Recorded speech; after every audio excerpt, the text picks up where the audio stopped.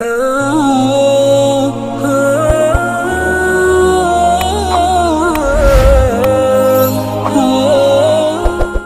اسلامی بھائیوں، جب بھی محرم کا مہینہ آتا ہے ہمیں خاص کربلا والوں کی یاد دلاتا ہے۔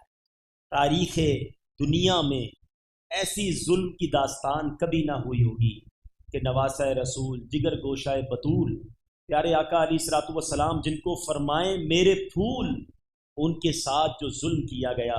کربلا کے میدان میں 3 دن بھوکا اور پیاسا رکھ کر پورے قافلہ امام حسین کو شہید کیا گیا۔ ایک عجب داستان ہے، جب بھی سنے آنکھیں اشکبار اور دل بے قرار ہو جاتا ہے۔ مگر میں واقعہ کربلا سنانے کی بجائے، وہ تو آپ علماء سے سنتے رہتے ہیں، مجھے اور آپ کو اس واقعے سے سیکھنے کو کیا ملا؟ مجھے اور آپ کو کربلا پیغام کیا دیتا ہے؟ کبھی کبھی عقل حیران ہو جاتی ہے کہ جناب کلمہ پڑھنے والے بھی ایسا کر سکتے ہیں۔ وہ لوگ کلمہ بھی پڑھتے تھے، وہ لوگ اذان بھی دیتے تھے، وہ لوگ نماز بھی پڑھتے تھے، اپنے آپ کو مسلمان کہتے تھے، نبی پاک کا امتی کہتے تھے۔ اس قدر شدت، ایسا ظلم، 6 ماہ کے علی اصغر کے گلے پر رضی اللہ تعالیٰ عنہ خنجر چلانا، تیر چلانا، امام حسین جن کے بارے میں نبی پاک فرمائیں یہ جنتی نوجوانوں کے سردار ہیں، یہ وہ نواسہ رسول جنہوں نے نبی پاک کے کاندھوں پر سواری کی، اور پیارے آقا کے خاندان کے لوگوں کو اس طرح شہید کرنا، یہ پاسبل کیسے؟ کبھی کبھی عقل جو ہے نا وہ کام نہیں کرتی، مگر پھر علماء جواب دیتے ہیں کہ ریزن کیا تھا، ایسا ظلم کرنے پر وہ لوگ کیسے آمادہ ہو گئے۔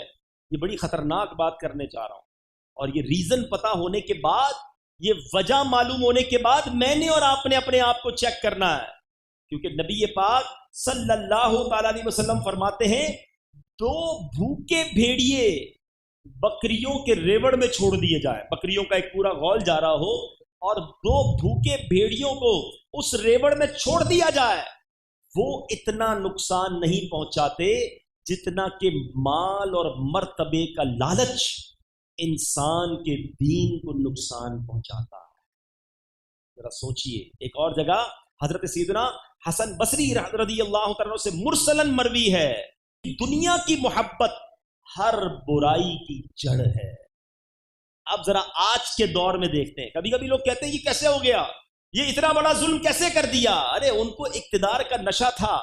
ابن سعد کو، ابن زیاد نے وہاں شمر کو اور جتنے لوگ کربلا کے میدان میں موجود تھے ان کو لالچ دیا تھا کہ یہ کام کرو، تمہیں حکمرانی ملے گی، پیسے ملیں گے، اتنا مال ملے گا۔ مال کی لالچ، اقتدار کی لالچ آئی، آنکھوں پر ایسا پردہ پڑا کہ ظلم کی داستان رقم کر دی۔ لیکن کیا آج ایسا نہیں ہو رہا؟ تھوڑے پیسے کے لیے مسلمان کی موت کا سبب نہیں بن رہا ہے؟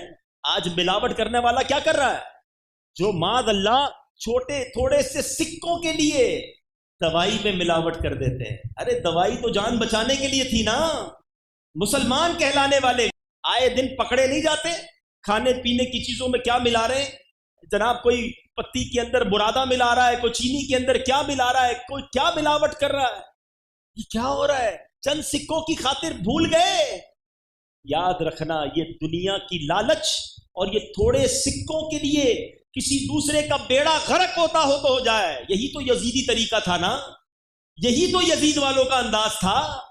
آج کہتے ہیں میں پنجتن کا غلام ہوں، میں امام حسین کا چاہنے والا ہوں، ہر سال محرم میں لنگر بنتا ہے میرے گھر میں، امام حسین کی نیاز دی جاتی ہے۔ ارے جناب ہم تو بہت بڑی سبیل لگاتے ہیں۔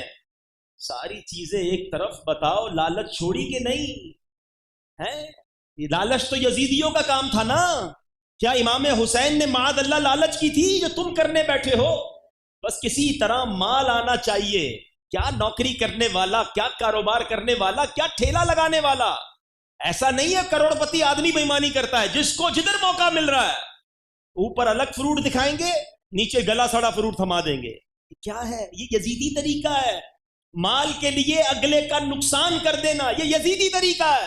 تم کہتے ہو میں امام حسین کا غلام ہوں۔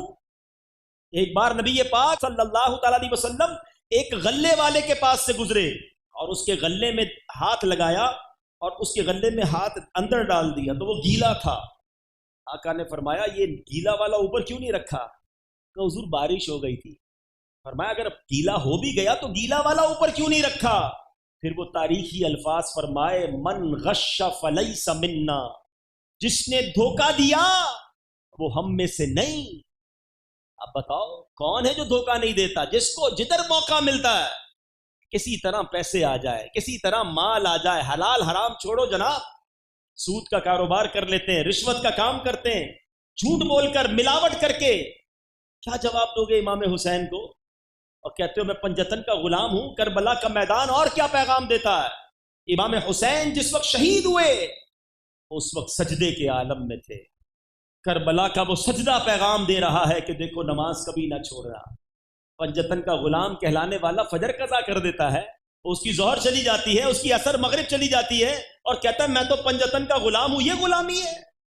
نہیں میرے پیچھے اسلامی بھائی، کربلا والوں کی اس حالت میں بھی نماز قضا نہ ہوئی، اور تم آج اپنے نیند کے اندر نماز قضا کر دیتے ہو، کھیلتے کودتے میں نماز قضا کر دیتے ہو۔ کیسے منہ دکھائیں گے ہم امام حسین کو قیامت کے دن؟ وہ رات 9 محرم کی رات، وہ رات کیسے گزری تھی جس کو شب عاشور کہتے ہیں؟ کربلا والوں کے خیموں میں تلاوت ہو رہی تھی، سجدے ہو رہے تھے، دعائیں ہو رہی تھی، اور یزید کے کیمپ میں ناچ گانے ہو رہے تھے، شراب ہو رہی تھی، رنگ رلیاں منائی جا رہی تھی۔ مجھے بتاؤ آج ہماری راتیں کیسی ہیں؟ تلاوت کے ساتھ، نمازوں کے ساتھ، دعاؤں کے ساتھ، یا فلموں ڈراموں کے ساتھ، ناچ گانوں کے ساتھ، معاذ اللہ کچھ لوگوں کی شرابوں کے ساتھ، بدکاریوں کے ساتھ؟ بتاؤ نا یہ راتیں یزیدی طریقے والی ہیں یا حسینی طریقے والی ہیں؟ صرف زبان سے کہنا کافی ہے کہ میں پنجتن کا غلام ہوں، صرف زبان سے کہنا کافی ہے کہ میں امام حسین کا چاہنے والا، میری جان قربان۔ ارے جان تو بعد میں قربان کرو گے، وقت قربان کر کے نماز تو پڑھ لو۔ امام حسین کے مبارک سر کو جب یزیدی لشکر نیزے پر اٹھا کر جا رہا تھا تو وہ سر انور تلاوت کر رہا تھا۔ عبادت ہو تو ایسی ہو، تلاوت ہو تو ایسی ہو، سرے شبیر تو نیزے پہ بھی قرآن سناتا ہے۔ امام حسین کا سر تو نیزے پر بھی تلاوت کر رہا ہے، اور جو پنجتن کے غلام ہونے کا دعویٰ کرتا ہے اس سے پوچھو بھائی قرآن پڑھنا آتا ہے؟ قرآن پڑھنا بھی نہیں آتا، پڑھنا تو دور کی بات، پڑھنے کی ایبیلٹی بھی نہیں ہے۔ یہ کیسی غلامی ہے؟ پوچھو نا اپنے آپ سے۔ شربت پلانا، نیاز کرنا، نعرے لگانا بلا شبہ اچھی بات ہے، میں ڈسکریج نہیں کر رہا، مگر حقیقی غلامی تو یہ ہے نا کہ قرآن پڑھ کر امام حسین کو ایصال ثواب کریں۔ تو آج یہ نیت کر کے جاؤ اس بار کا محرم ہماری زندگی کا ٹرننگ پوائنٹ بن جائے۔ ہمارے دوست ہم سے پوچھے یار تم 5 وقت کے نمازی بن گئے، خیر تو ہے، پہلے تو نہیں پڑھتے تھے۔ تو میں بتاؤں کہ الحمدللہ محرم آیا، میں پنجتن کا غلام ہوں، امام حسین نے سجدے میں نماز پڑھتے ہوئے سر کٹایا، میں نے بھی نیت کر لی میری اب کوئی نماز قضا نہیں ہوگی۔ کوئی کہے یار پہلے تم بڑے غلط کام کرتے تھے، تم جناب حرام کماتے تھے، تم نے وہ کام چھوڑ دیا، آپ جواب دیں میں پنجتن کا غلام ہوں۔ کربلا والوں نے سر کٹا دیا، باطل کے آگے سر نہیں جھکایا، اب میں چند سکوں کے لیے اپنا دین و ایمان نہیں بیچوں گا، تھوڑا کماؤں گا، حلال کماؤں گا، سب چھوڑ دیا ہے، میں پنجتن کا غلام ہوں۔ آؤ نا پنجتن کی غلامی کو پریکٹیکلی ثابت کرو، اور آج یہ طے کر کے اٹھنا ہے جمعہ کا دن ہے، برکت والا دن ہے، محرم الحرام کا مہینہ ہے، اور مدد کرنے والی ذات اللہ کی ذات ہے۔ اب اللہ کی بارگاہ میں التجا کریں، مولا نیت کرتا ہوں مدد تو نے کرنی ہے، اے اللہ ارادہ میں کرتا ہوں، اے اللہ راہ تو نے دکھانی ہے کہ بس اب جو زندگی رہ گئی ہے وہ حسینی طریقے پر گزاروں گا، یزیدیوں کے طریقے پر نہیں گزاروں گا، نمازیں پڑھ کے، تلاوت کر کے، حلال کما کر اور دین کی خدمت کر کے گزاروں گا۔ قیامت کے دن جب میری اور آپ کی امام حسین سے ملاقات ہوئی، کربلا والوں سے ملاقات ہوئی، اور انہوں نے پوچھ لیا کہ ہم نے تو نانا کے دین کے لیے سر کٹا دیا، بتاؤ تو صحیح تم کیا کر کے آئے ہو؟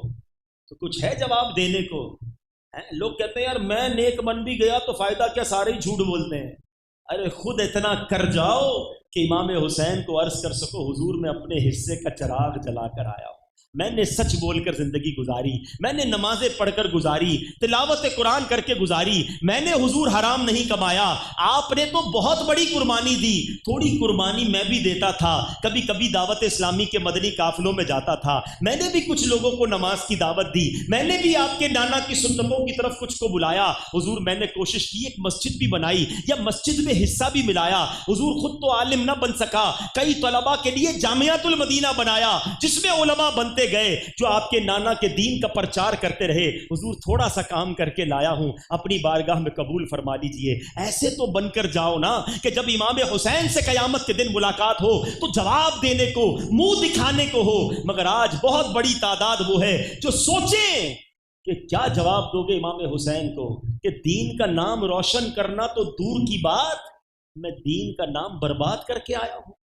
لوگ کئی لوگوں کی وجہ سے کہتے ہیں کہ یہ وہ شخص ہے جس کی وجہ سے اسلام برباد ہو رہا ہے، اسلام کا نام خراب ہو رہا ہے۔